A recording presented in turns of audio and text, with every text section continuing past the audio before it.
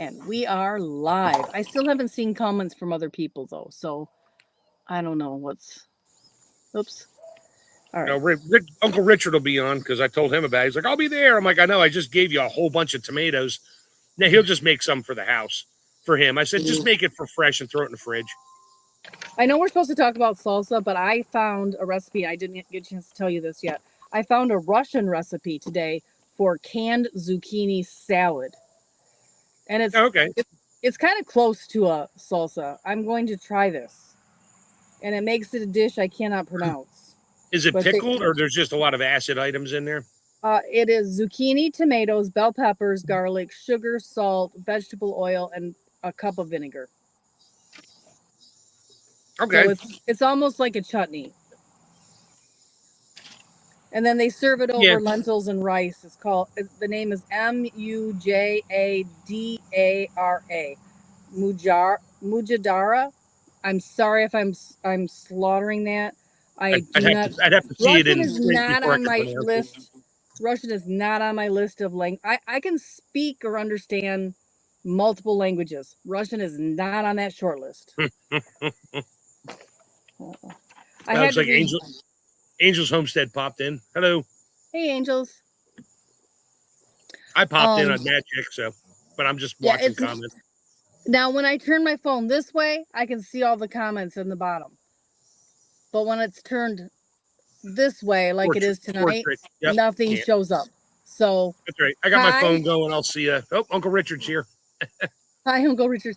Hi, Angel's Homestead. So if I'm not saying hello to you, it's just because I can't see you. So I'll try to keep a watch on the chat on my phone here.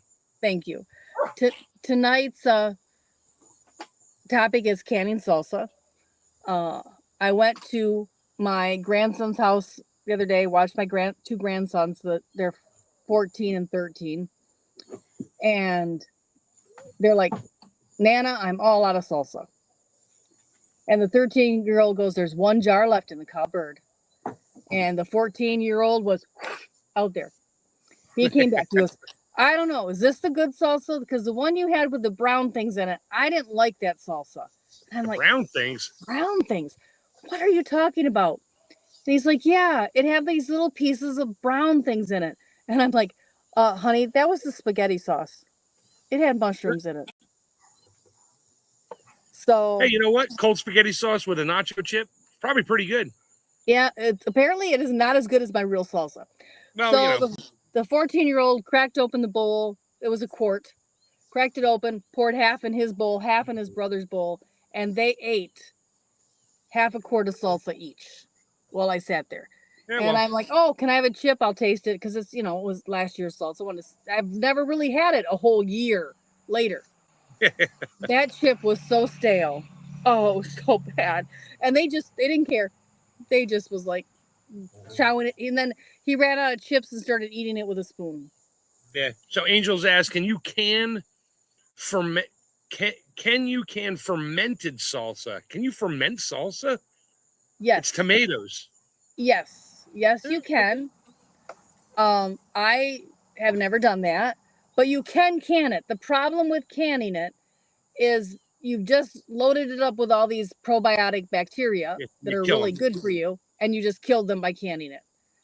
And you have a greater chance of those jars spoiling because they were higher bacteria count than what you would start with normally with fresh. You're gonna ferment it, keep it in the fridge, eat it, make another one. Yeah. And they stay good. Fermented stays good a really long time in the fridge, I am told. I have never fermented tomatoes. Well, it is not on my list of things I'm ready to experiment with. Say like me last year, I'm growing a ton of tomatoes, like 1,000 pounds. Mm-hmm. I'm not going to ferment all of it all at once. I got no place to put it all. Could I dice the tomatoes and pretty much everything I need and throw it in a chamber bag or sealer bag and throw it in the freezer and then pull it out and ferment it after it comes out of the freezer? I know it'll deteriorate a little bit because when you freeze a tomato, it kind of, the pulp falls apart on the chunks. I think you would have to add some whey or something. You'd have to add some whey to get the fermentation going. So you couldn't do a salt water ferment. Oh, okay. You would have to do a lacto ferment and use like some whey from yogurt or milk to get that started. Interesting. All right. That's your next project. So it would be a lacto ferment, not a whey lacto ferment, not a salt-based ferment, because you've pretty much have killed most of the bacteria on that when you froze it. Well, your bacteria doesn't always die when you freeze it. Most of it goes into stasis because you can't make bad food good by freezing it or cooking it. No. But it's going to take it a lot. The time it's going to take for it to get up to where it can grow, your product is probably going to spoil. Ah, gotcha. Okay. Is that what? I guess that explains it better than not that you've killed it. I know what I need. I need a big test kitchen to just try all this crap out. Yeah, I have had fermented salsa, and it's kind of fizzy. Well, yeah. And so it's like tomato salsa soda. Yes, it has a fizz to it. It's just not my thing. But I have posted on my channel. I have a salsa recipe book, and I have went through and posted almost all of the recipes from that book into videos on my channel. Right. All right. So if you are looking for a specific kind of salsa, it was either posted on my community recipes, or I have actually done a video of all of those. I think I've done like probably 25 to 50 recipes that way. Right. Angel said, that's what I thought. Best friend tried to talk me into fermenting some, then canning it. So yeah, no. I wouldn't bother trying. It's not worth it. Just make it and eat it. If you want to try fermenting it on your own and leave it in the fridge and get a fizzy, sure. But I wouldn't try canning it. When you can it, you're just gonna wind up with regular salsa again, and that's about it. Yeah, it's not. You'll lose. It loses things in the translation. It's like sauerkraut in a can. Tastes great. Has nothing in it for you, but it tastes good. The fresh sauerkraut bags, better. You have to keep it in the fridge. Yeah. So, the probiotics are so much better. So much better. And I'm really trying to get a lot of probiotics in my diet. So. All right. I could probably sort of skip this one. This is not my garden. I wish it was my garden this year. It's pretty much what mine looked like last year, except mine's much taller and I had lots of tomatoes. Your acre tomato? No, this was at my house here. I mean, I had the 2 24-foot beds and 2 4x8 raised beds. Wow. And I trellised everything. I had 50 tomato plants total. I think 30 or 40 of 35 of them were San Marzano. I got a ton of those. I think I had a dozen Amish pastes. I got a fair amount of those. And then I had some ones that were supposed to be like burgundy magics or something, some kind of a burgundy tomato. No, they weren't. They were like golf ball sized tomatoes. They were still good, but I think they were packaged wrong. Because I labeled it, and then they came up, and I'm like, great. And then I started getting tomatoes. I'm like, that's not burgundy. I let a couple go as long as I could, and they rotted. I'm like, nope, they're golf ball size. I didn't care. We ate them anyway, or I froze them and just made sauce out of it. It didn't matter to me. So, what's your favorite salsa type? So my wording got a little messed up here. So on the upload. I like the Fresca, but my grandson told me I made it too chunky. He wants it puree. Okay. So I like it with lots of big chunks. Now, some restaurants you go to, it's pureed. Yeah. Other ones, it's mashed. So like the one on the right-hand side, that's the mashed one. And that I actually like because you get more bits of things and more flavor bursts. Mm-hmm. The puree, it's like one nice complete flavor on your tongue. There's no like bits and pieces. The chunky is obviously it's a little bit of this, a little bit of that. You get a little more tomatoes, a little more onions, and then I like it all. I love to chop, so I love to just chop. I'd rather chop it up into mostly uniform little pieces. Right. Yeah. But they thought my tomatoes were a little too. I didn't chop the tomatoes. I just mashed them. I stewed them, so there was big pieces of tomato in there. They didn't like that this year. Yeah, well, so obviously they didn't like it. They were fighting over the last quart and had to split it in half. They didn't like it. Terrible stuff. Yeah. horrible. Yeah, so you can probably can all of those. The chunky one is going to wind up more like almost a puree after you can it, because you're going to cook the tomatoes. The tomatoes are going to fall apart a little bit, so you're going to get a whole lot more sauce versus just chunks. Yeah. The Fresca, you could, I guess. You'd probably have to adjust your times due to acid levels and what you threw in there. I mean, you can make your own salsa. I mean, that's on the next page, actually. We'll leave that. But you probably have to adjust your times accordingly, but it's not going to, it never looks and tastes like, in the picture of the bowl of the chunky. I mean, it's just not. Right. Yeah. And you're literally cooking it. So, you can can it, but it's not going to look the same. The Fresca, same thing. Now the puree and the mashed, oh yeah, you can. It won't change much at all when you pull it out. It might be slightly different color, but it's not going to change. It might change some of the profile flavorings a little bit, because too much cilantro will give it an overwhelming cilantro flavor after you can it. So you might want to. I back off on it a little bit, because it'll overpower it. If you put a lot in there, it tastes great fresh. Yeah, well, it may not taste that great when you're after you can it. Cilantro is one of those things. Well, I do put some in when I can it, but if I can find it and put it in fresh, when I open a jar of my can and I can chop up some and put it in fresh, it just pops the flavor. Yeah, well, so it's one of those things you really want a fresh ingredient. You know my thoughts on cilantro. It's a hereditary thing.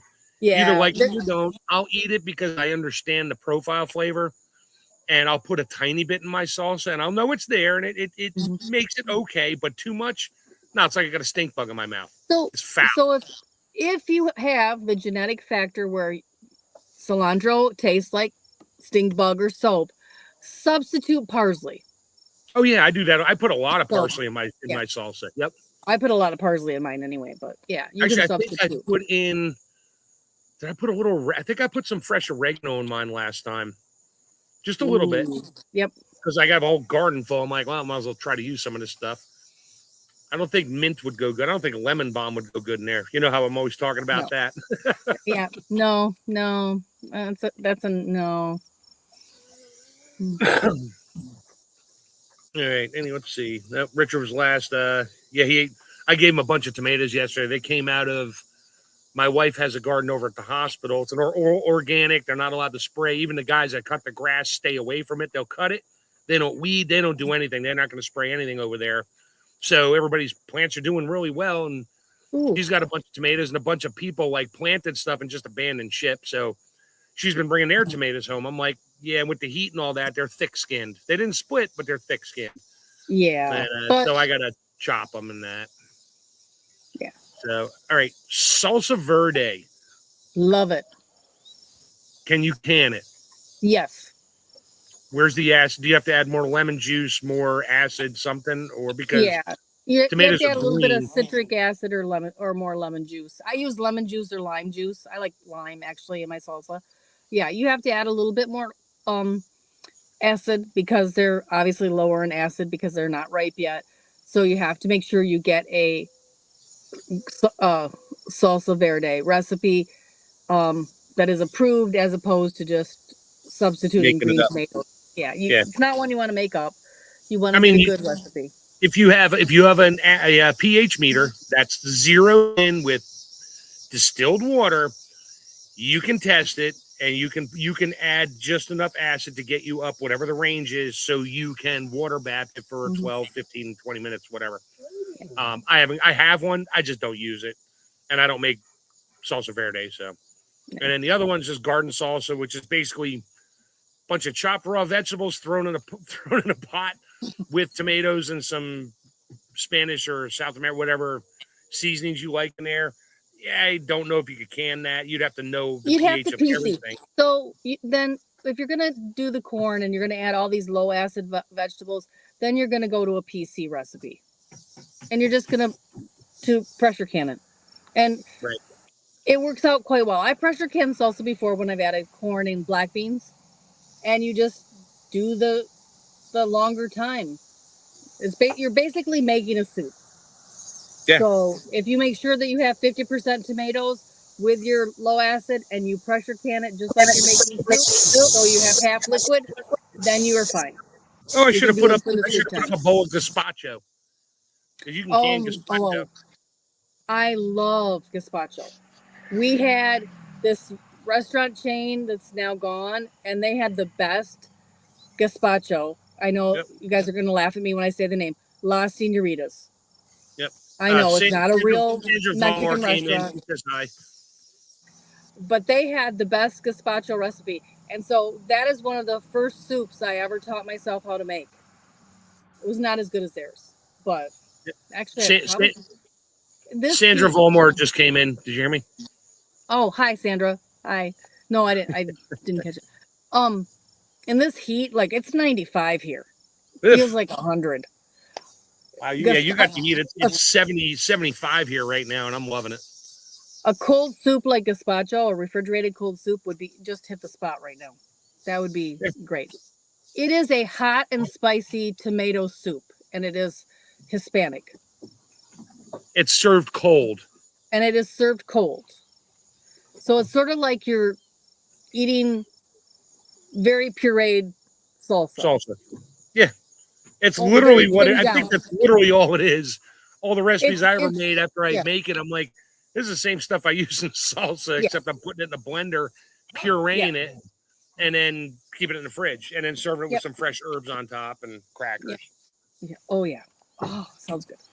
Yes. All right. What's next up here? Okay. We were going to get to that. So canning times versus recipe and acidity, bath or pressure can. And there's a lot. There's a mouthful in that one. So this week, in my Facebook group, after I'd already set up this topic, somebody asked, why are there so many different times for salsa recipes? I see a recipe over here and it says 12 minutes, and this recipe over here says 25 minutes.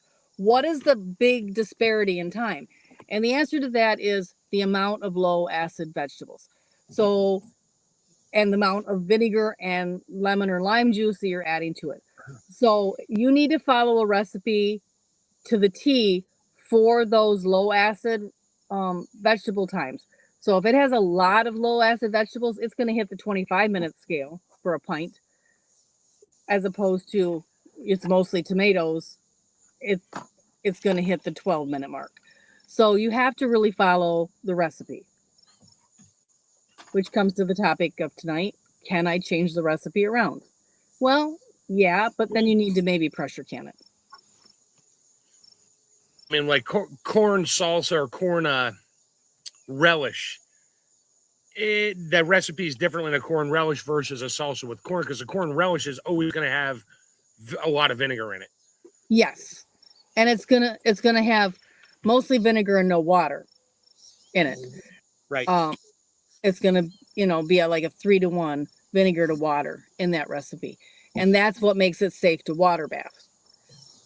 You're not going to want that much vinegar in your salsa. It would taste horrible. Right. So, yeah. You have to stick to the amounts. Chow chow is also a pickle, so that's why it's safe to water bath can chow chow. It's because of the high amount of vinegar you add to it. Yeah, chow chow is basically like a corn relish, sort of, isn't it? It's a cabbage relish. Oh, that's right. Sorry, cabbage. Yep, it's cabbage, but it has a lot of vegetables in it. It has a lot of vegetables. But again, you need to follow the recipe so that you have the right ratio, so that it is safe to water bath. Yeah, you don't want to mess with that. It's like, oh, the lid's popped. It's done. You put it on the shelf. 3 months later, you get downstairs and you got an oozing mess of fermenting foul stuff, ruining everything, because even the acid in the tomatoes is going to destroy your shelves. You put too much work into your garden. You put too much money into your canning. Follow a recipe. I mean, I'll tell you where you can go off from following a recipe. This is one of those times where I'm going to say you really need to stick to a recipe. And if you're not going to stick to a recipe, then pressure can it for the soup time and make sure you have 50% tomatoes. That's my dog pulling on a ball. I'm trying to keep him from barking. He's just The only thing I can do to keep him from barking at me as soon as I drop this what's left of this horse ball, which is now shredded to pieces. It's not even a ball anymore. It's like pieces of rubber held together with sinews. But it's his toy. I feel bad. When I got to throw it at, I always feel bad. Time for a new horse ball. Oh, he's got two of them out there. Is that the one with the little handle? Oh, yeah. They're the 14-inch ones. He can get his mouth around them every now and then. He get that jaw wide open. He will bite it and quiver and carry it around. And every now and then he'll be smart and pick it up by the handle. I'm like, yeah, handle. That's probably the best bet there, buddy. So. I had one of those for my horses. They never played with it, really. They were like, yeah, what is this thing and why is it in my pasture? Yeah. Until one of them kicks it and the other one kicks it, and all of a sudden they're fighting over it. Well, then they all run from it because it's moving. It's going to eat them. Kind of like the bobcat I have at my property. No wonder my horse kept getting out. There was a large animal stalking it. Hey. What did I put on? Oh, that was it. Whatever. We'll just leave it on this one for now. So, does anybody have any other questions, recipes? There was one page that Tammy gave me. I couldn't pull it up. I might be able to read it. Yeah, it was from the. Quite get it to. It said you could. It was from the USDA website. Yes, it's one of the safe canning sheets. Salsa contains a combination of high or borderline high acid ingredients such as tomatoes or fruit, and low acid ingredients such as peppers, onions, or other vegetables. Acid in the form of vinegar or bottled lemon juice is added to ensure the appropriate acidity level of the product is reached. It is a careful balancing act, which it really is. It really is. Even small changes or to a tested recipe can impact its overall safety. And yeah, that's where you can get a little off track there. So basically, you can reduce the onions and reduce the peppers. You can't increase them. Is what. Right. It says like you can swap the types of peppers, hot, sweet, etc., but do not increase the amount. Note this substitution only refers to swapping pepper types. Do not add substitutes, other low acid ingredients such as corned beans, etc. So it's just peppers. Yeah. Reduce the amount of low acid ingredients such as onions, celery, or peppers. You can get away with that because your acid level technically goes up or doesn't change. Or add a bit of tomato paste to thicken the salsa. I've done that to get it desired. And the tomato paste gives it a little more acid, but unless you have a meter, you can't measure it.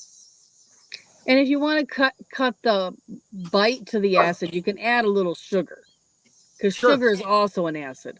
So a lot of people, like if you get your salsa after you can it and you open it up and it seems like it's more acidic than what you like, you can always add a tiny bit of sugar to it if you can add sugar to things, and it will cut that acidic taste without. It'll take the bite out of it a little bit without taking the heat out. I mean, if you're on a low sugar and you want to go down that road, you could probably add a sugar substitute, but I'm not into that. I'm not sure it would do the same thing for cutting. I mean, in your bowl, not to can it, just in your bowl. Yeah. You know, if you need something to sweeten, to knock down the acid, give it more of a sweet and sour rather than just a sour. Yeah. Probably add some non-sugar fake sweetener. I just don't use it, so I wouldn't know much about it. Yeah. I would probably, on the sugar substitutes, I'd probably add that after I opened it. Yep. Bushcraft family just popped in. He says, "What's up?" Hi, Mr. Charles. Oh. So. Yeah, I love different salsas. I finally have perfected my salsa recipe, and I have a video of it. And so, little soul seasoning, a little boma.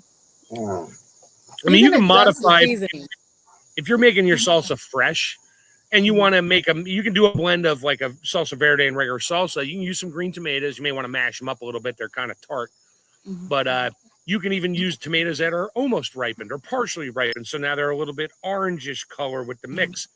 If you're going to make it fresh, yeah. And I think if you're just using green tomatoes, does the acid stay the same from green to red?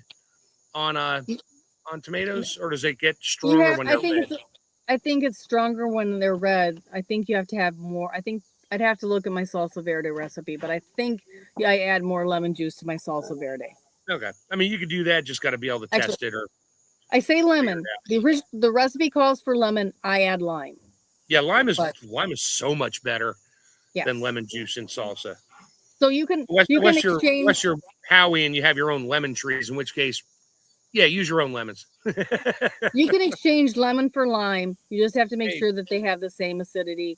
Also, you can exchange the types of vinegars as long as it has the same acidity. I'm not a big fan of the apple cider vinegar in my salsa. I'd rather have a white vinegar in my salsa, or like we discussed, a rice wine vinegar. But you have to make sure that if you're substituting those vinegars, that they're still 5% acidity. And when you're buying vinegar at the store right now, make sure it is 5%, because they've liked to lately kind of slip in some 4%. Yeah, they water it down a little bit so they can get more bang for their buck. Right. Yep. So if you're canning, make sure you're getting 5% vinegar. Hey, Took by V popped in too. He says hi. Who did? Oh, Took by V. Hi. Took by V. Yep. Yeah. So that's another safety thing I wanted to point out tonight, because that has been happening for the last year or so. That sometimes they're sneaking in the 4%, and you normally find that you won't find those. I found those in like Heinz did it, but they only have it in the small bottles in the stores. For I guess people for their salad dressings, it doesn't matter. But the big gallon jugs I find in places, even the Amish stores and the Mennonite stores, no, they're always 5%. I haven't seen a 4% anywhere except for the local supermarket selling it in the salad dressing aisle. Here's another tip. Do not go to the canning aisle and buy your vinegar. No. They go charge over more. To the grocery store section where there's vinegar and buy your vinegar. You will save between $1 and $2. And if it's somebody's famous brand name, you're paying an extra $3 a gallon for that vinegar. Because of the name. Because of the name on it. It's canning vinegar. You must use our canning vinegar to make Mrs. Wassamacallit's salsa mix. So you need to go to the grocery aisle, and I did a short on that a couple years ago too. And there was between $2 and $3 difference from the canning aisle to the grocery store aisle, and the brand names on some of them didn't change, just the packaging. So be smart, because this is not something, and I'm going to tell you right now, you do not need the mother in the vinegar for canning salsa. Because you're really going to try to kill all of those bacteria. So don't pay a lot of money for any fancy brand name. Yeah, the organic stuff or whatever. With the mother and all that. I mean, if you want to go organic, but you don't need to buy the fancy. You don't need to boast about your vinegar. Yeah. For these recipes, just buy the cheap stuff, because there's no. And I don't know the manufacturers off the top of my head, but white vinegars are interesting because they always say distilled white. Well, some of them, the cheaper brands, are distilled from a petroleum product. They are not distilled from fermented whatever, corn or whatever they make it out of. They make it out of wood pulp. They're wood pulp, but a lot of them have petroleum bases in there, and the only way to find that is you got to spend hours digging through the manufacturer of that one, who owns that company, who bottled it for them, who made it for them, and then look into their safety data sheet, because that's the only place you're going to find it is in the safety data sheet, not because they have to by law. You're not going to find it in the ingredients. MSDS, Material Safety Data Sheet, for people they changed that lately, a couple years ago. Now it's just the SDS, the Safety Data Sheet, and it's on the GHS, the Globally Harmonized System. That's the GHS book now has your SDS sheets, not the. Yeah, I know. We still call it MSDS, but they had to change it because they had to add new pictograms of the lightning bolt going through this back of your neck type of thing. So people have paid me many, many hours to update their MSDS sheets. But that's been quite a few years. But they literally paid me $35 an hour to completely survey every product they used and update their sheets to have every product they use in their institution. And they spent a lot of money to have me do that. So David Knight just if popped I could have the wasted time back of my life, I would appreciate it. Yep. David Knight just popped in, said he made 12 jars of salsa yesterday. 12 jars of what? You cut out for me. Salsa. Ooh, yes. It's almost time. The tomatoes are coming on. The first tomatoes hit my farm market this week. And I couldn't pick any up because I was too busy to get them done up. Don't tell that grandson. Sad thing. It's like, I need this. I got to stop at my farmer's market Wednesday, right up the street here. He comes out, and I got to order because I am out of cowboy candy. And my wife, Uncle Richard, is on his last jar. He offered me some yesterday, and we were cutting up a cord of firewood, and I crushed my finger on a wood splitter. Ouch. Didn't have to go to the hospital. It's fine. Freaked me out. Today is the anniversary, because it came across Facebook, of my son cutting the tip off his finger in the wood splitter. He went out to help friends cut up a tree from our yard, and I'm like, John, just keep your hands away from that machine. Oh, fortunately, mine was on the back side. I was trying to keep a log straight because it was a little stringy, and I'm controlling it. And the control, I put it in there, and all of a sudden, my middle finger just below the first knuckle got stuck, and I let it go real quick, but I tried to release it too quick, and I went the wrong way, so I actually put a little more pressure on it. And I was wearing gloves, and I popped it the other way, and I pulled my glove off quick. I'm like, we're done. And the look on Richard's face was priceless. He was looking at my face going, oh, crap. His wife's going to kill me. I maimed Mark. I have had this running joke with my children for years because of my former occupation. I have always said, do not call me at work unless it's arterial blood. And the difference between venous and arterial is how high it will spray. So my son came in, and he's like, he's like, Mom, John's hurt. He needs to go to the emergency room. And John comes in and takes the towel off, and it hits him on the top of his forehead and shoots over the top of his head. Ew. And I'm like, put the towel back on your hand and pinch that. And yes, let's go to the car. We're going straight to the car. He came in the back door, and I took him straight out the front door to the emergency room. And yes, so he is my first child to actually, get to say that he could officially call me at work if he had needed to. Yeah. Oh, Angel said she found 30% vinegar. Yes. So Angels, you can find 30-40% vinegar at Lowe's.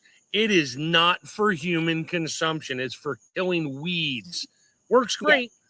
Yeah. It works like the chemical stuff that we don't like to talk about. Yeah. And just like the chemical stuff, my neighbor took my advice, bought vinegar, and he sprayed it on. He's like, yeah, it killed everything. And all of a sudden he's like, and it all grew back. I'm like, yeah, and so did everything from last year when you sprayed it with that crap that gives everybody bad things. Yeah. And he's like, well, okay, you got me there. I was like, yeah. He's like, how do I get rid of them permanently? I was like, digging up and put gravel down. Sorry. Weed barrier. Yeah. Now, in my Facebook group, somebody did do the math to figure out how to dilute that so that you could make it into gallons of actual. Yeah, but it's not. But it's still not food grade. It's not food grade. So that's the problem. It's not. It's not. That would be a risk. Even if you water I'm it not down. willing. Yeah, that's a risk I'm not willing to take. And the price of it, I mean, at 30% at Lowe's, I think I paid like $26 a gallon for it or something like that. Yeah. And it's not worth it. I mean, what are you going to make 100 gallons of vinegar to make it 5%? No. Don't. I go through 6 to 10 gallons of vinegar every year. That's not counting what I make. That's just what I buy. I go through more than that because I usually make 2 to 3 gallons of my own homemade vinegar of various flavors. Right. I make a lot of flavored vinegar. See my videos. I will just hunt the clearance aisles because they're always going to bump one, and the side of those plastic jugs gets bowed in a little bit, and the top cracks up a little bit, and they mark those down half price.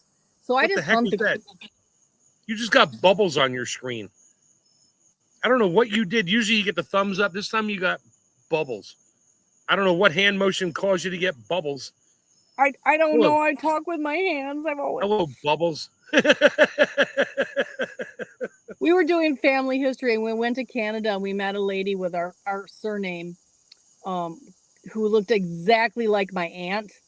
And we never did prove she was related to me, but as we're standing there at the table talking and they're just looking at my hand gestures and her hand gestures and we're talking back and forth and we're like, yeah, we're definitely related because she used the same hand gestures for the same words. Yep. And she was from Canada and I was from Michigan, so it's not a cultural thing. No.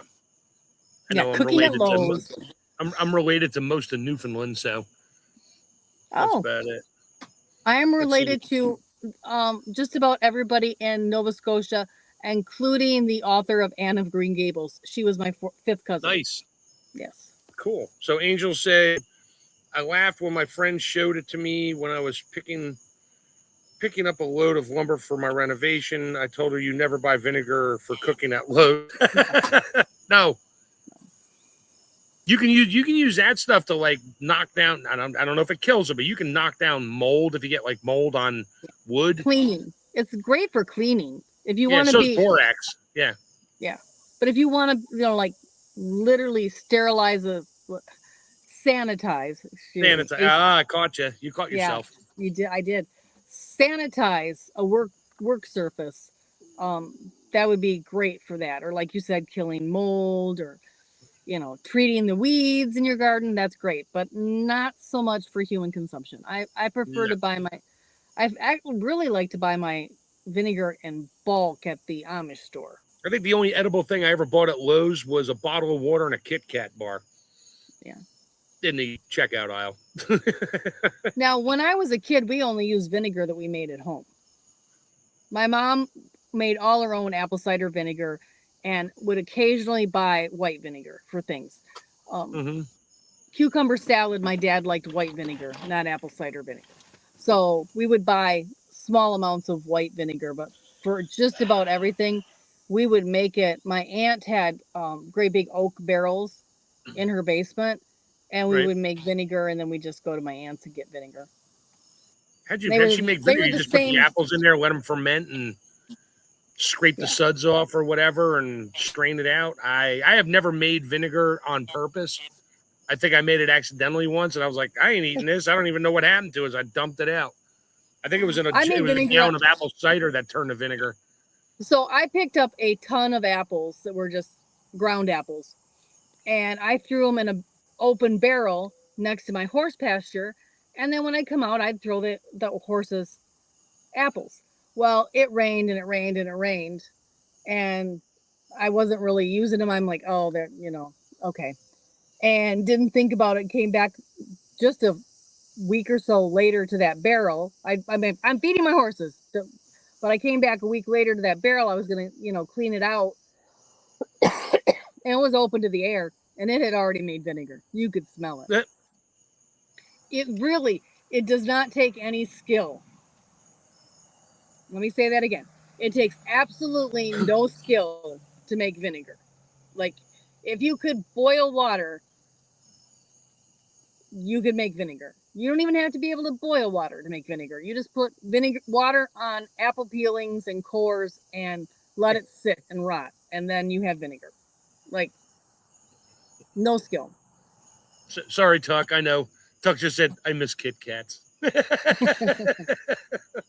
So do I. I don't eat them anymore either. Yeah.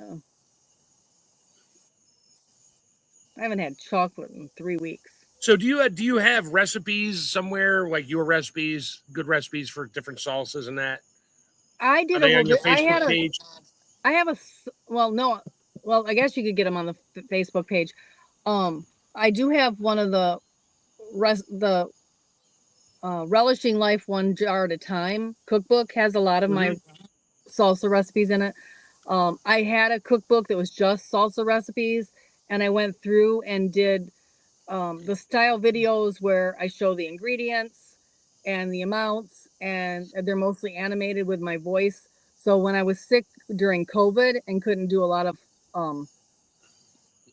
videoing, I made a lot of those style recipe videos and those are in my library. So there's probably 50 videos. Tomorrow when my video comes out, I will have reached 1,700 videos, and that doesn't count my lives. So I am just waiting for one more video to post, and then I'll reach my benchmark for having posted 1,700 videos on YouTube. Cool. So Dave Knight just said they still make vinegar at the old Heinz plant down the road from him. Oh, nice. And Tuck wants to know, can I make vinegar in an apartment? Oh yeah. So I just had a video. If you don't want to like do the whole apple thing, you can get like any vinegar that has the mother. So it looks like slime or brown gunk in the bottom of like a jellyfish floating on top that's dead. Yeah. Yep. Well, eventually it will. When they sell it in the store, they take that part out. So you just see like a scum in the bottom. So get one of those that say with mother. Buy one of those with mother. And then go buy 100% apple juice unsweetened. Mix the two. Wait. And you will grow a slime mold looking thing on the top of that. Do it in a like a half-gallon jar, gallon jug. Yeah, gallon jug. Or jug. Something that you can cover with. You need to keep it covered with a coffee filter or a piece of cloth tied up there with string. Yes, you can put the coffee filter over the mouth of a wide mouth or whatever, or small mouth, and put the ring on it. It'll breathe. It'll keep things from getting down in there, and it'll still breathe. So these little things called vinegar eels are actually like fly larvae that will get in your vinegar. Ew. And like it looks like little eels or little things swimming in there. So you definitely have to keep it covered. But you can even put the lid back on. Like you can buy one of those. You remember when they used to on Hee Haw? They had like the whiskey jugs. Yeah, carboys. Yeah. I mean, you can make it in a carboy. You can make it in one of those. And if you want to, you can even go down to the you can make it in one of those water jugs, those big 5-liter water jugs. If you want to make a lot of it, just put the lid back on. Sometimes you might want to burp it a little bit to make sure it's not getting too fizzy. That's all. All it is the mother and apple juice. And you can skip the peels and cores and all that part and just make it. You could probably run down to one of your local craft stores or something that sells like, tincture bottles, stuff like that, or order it on Amazon. You can get the rubber cork with the little bubbler. Yeah. And you put the water in it, you stick it in the rubber cork, and that way, as it expands in there a little bit, it'll just bubble out. It doesn't really bubble, though, so you don't really need that. Like the one I just did a video on this in July again. And I used I've been using a lot of vodka, so I have like a 2-liter bottle of vodka that was empty, the glass bottle, and I just put the metal lid right back on it. And it hasn't popped open. I did check a couple times to make sure it wasn't building pressure, but you don't need anything fancy. You don't need any fancy equipment. You can do it, and then you just put it in a dark place, and that's it. Yeah, you can. Okay, so he's got coffee filters and cheesecloth. You're good. Yep. Cheesecloth, I wouldn't use single layer. I'd put like 4 or 5 layers of it just to keep things from working their way through it, because something might still get through a single layer of cheesecloth. The stuff you buy at the store is not as good as it used to be 30 years ago. It's thinner and less stuff in it. You have to double it up a little bit. Yeah. I can only see like the last half of the comment. Something about apples that I can use. Oh yeah, it says I can do either, or I occasionally get more apples than I can use. Yeah. Oh yeah. So yeah, you could chop the apples up, just wash them off real well with a little vinegar on the outside and rinse them to get any of the things that might have been sprayed on there in the field off of there. And you don't even need the apples. You just need the peels and the cores. So like you could, if you like are making an apple pie, you can save the peelings and cores and use that. And then just put enough water over top of it to cover it. And then if you're gonna eat the middle of the apple, you chop it up small and add it to your salsa, and you'll have an apple salsa, but for refrigeration purposes. Yeah. And then you're gonna want to strain that out after 6 to 8 weeks. You're gonna want to strain the apple pieces out, put it back in your container, and just let it sit. And it will literally develop like a SCOBY. Like if you look at kombucha, they have like these SCOBYs. It'll get pretty thick, and then it'll float. It'll stay on the top. And it'll stay on the top, and it'll stay on the top. And this is what my mother taught me. I don't know if it's true or not because I don't have one of those fancy machines to test it. When that SCOBY drops to the bottom of your container, you're at about 5% acidity, and you can use that to can. Oh, cool. Now, and you can reuse the SCOBY or the mother? You can reuse the mother, right? You can, as that mother grows, you can actually cut it into pieces and use it for multiple batches. Yeah, my daughter used to make kombucha in the cabinet, and she forgot about one. We found it like years later. It was just this massive SCOBY in there. It was huge. It was like 3 of them all layered up. I sent her a picture. Yeah. Like, you want this? She's like, no, but I bet the probiotics are great in that one. It's like, I'm sure they are. I decided to make a cleaning vinegar, and I took vinegar and I threw a bunch of orange peelings into this vinegar, and I forgot it. And I grew a 4-inch thick SCOBY in that. When I took that out, it was under my sink for cleaning, not under where I keep food stuff. And so it got shoved to the back because the kids were like getting cleaning products out and trash bags out and kept shoving it to the back. And then I climbed under my sink to clean out under there, and I had like a 4-inch thick SCOBY on top of that cleaning vinegar. So, I mean, it will thrive on neglect. It will thrive on neglect.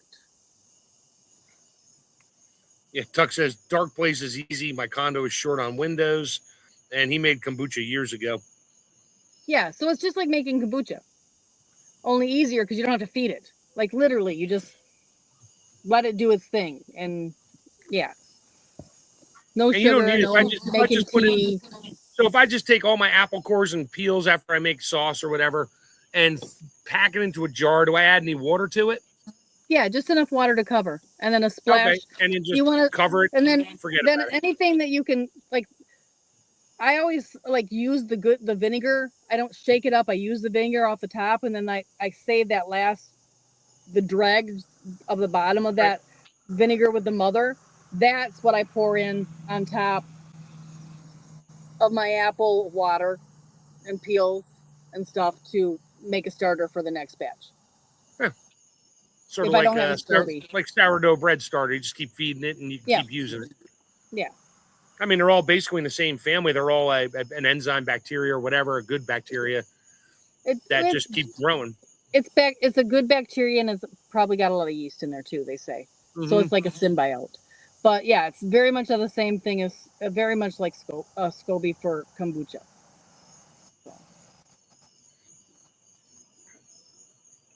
Which reminds me, my kombucha SCOBY is in a hotel, and I need to change out the tea. Your SCOBY kombucha is in a hotel? Yes. I haven't been making kombucha, so it's just sitting in a jar. It needs to be fed. In a hotel? When you don't do anything with it, you just hotel it. You just... Oh, I'm sorry. I'm thinking like you rent a room in a hotel and you left your kombucha there and you got to go feed it. No. The jar with all the SCOBYs that you aren't using to make kombucha, that jar is called a hotel. And it's just like stasis. It just kind of hangs out waiting until you need it. They don't die. They just wait for food. Yeah, they just sort of hibernate. It's hibernating. I probably need to feed it. You got to feed it once in a while, So, well, we have been on almost an hour. Yeah. If there are no more questions, it's starting to get dark. I kind of have to be up early in the morning. Obviously, you didn't bring your son with you this time because you're not screaming at him off camera. No, he's actually over here saying, stay on it. Quit. Don't make... Holy crap. Hello. Yeah. Hello. That was the quietest you've been ever. Yes. Wow. Thank you. We all appreciate that. Tammy didn't have to go on mute 25 times during the live feed. And this time I brought my earbuds.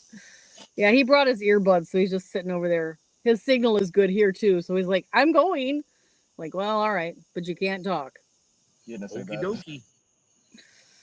So I might be picking up a hotspot so I can work at the cabin, because now that I'm working from home and the wife is not used to me being home the days she's off during the week, yeah, it's kind of causing a slight issue with her relaxation times and that. So she's like, "Can't you work at the cabin? You said you work at the cabin." I was like, "Yeah, I really don't have enough cell phone strength, and I got to run my phone on hotspot for 8.5 hours." I said, "That's kind of pushing the limits of the." I was like, "I'll see if I can get a hotspot," and yeah, they're pricey, but I can basically borrow it, pay for it, borrow it for 15 days or 14 days, and if it doesn't work, they'll give me my money back. Yeah. So I'll probably do that in a couple weeks here. I've had two. One was AT&T and one was Sprint, and I've really liked both of them.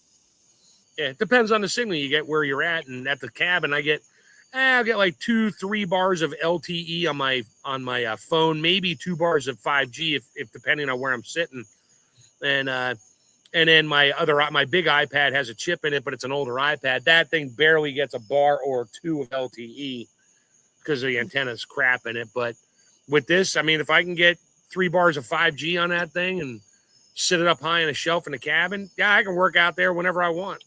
Ooh, yeah. It'd be great. I can do stuff out there, and as soon as I'm done, I can go sit by the stream, have a fire, hop on a tractor, unless it starts getting dark early. Nice. Oh, but yeah, I think I'm going to go ahead and end it unless anybody has any more questions, because it is starting to get dark and I have to be up by 6 o'clock in the morning and I have an hour drive to work. So I am going to head out unless somebody has something. Is that another question? No, it just says, "Thanks, Tammy and Mark, for another show on canning. I am a better gardener than a canner." Well, we can change that. We'll work on that. I can help you with that. Yeah. I mean, canning's not rocket science. It is, but it's not. Once you do it, I'm going to get Richard doing it. He's going to come over here probably as soon as it gets cool out at night, down into the low 40s or into the 30s overnight, where we can put stuff outside to cool off. He's coming over for a cookover. Ooh, not a sleepover, a cookover. We'll probably be up all night. We're going to be making onion soup, a lot of it, because he loves that. So we're going to be cutting a lot of onions and whatever else we feel like making. Probably the cowboy candy and stuff like that, depending on when the jalapenos come in. Oh, I wish they would come in. They're not here yet, but hopefully. Mine are close. I know mine are close because I haven't seen him in, I think, 4 weeks now. And last time I went in there, I was like, he's like, "You ready for your jalapenos?" I was like, "Yeah, almost." He's like, "Give me another few weeks." I'm like, "Okay." And he'll get me a half a bushel. He'll just bring me the whole bucket. He'll bring me the whole bucket and say, "Bring the bucket back." Like, okay. I was given a handful, so I know they're starting to come on. And I'm going to do a recipe this week. I'm just going to do pickled jalapenos. I'm doing the Every Bit Counts challenge. So I'm trying to post something every day or every other day, a small batch recipe. So I think my next one will be the pickled jalapenos. And then maybe that Russian zucchini recipe. Maybe next year in my 2 24-foot beds, I'll just grow jalapenos. Lots of cowboy candy in your future then. Oh my God, yeah. That, and when I'm done with the cowboy candy, the brine that's left over, I have to like modify it a little bit because it's too thin, and I'll add a little more sugar and get the flavor where it needs to be, a little more vinegar.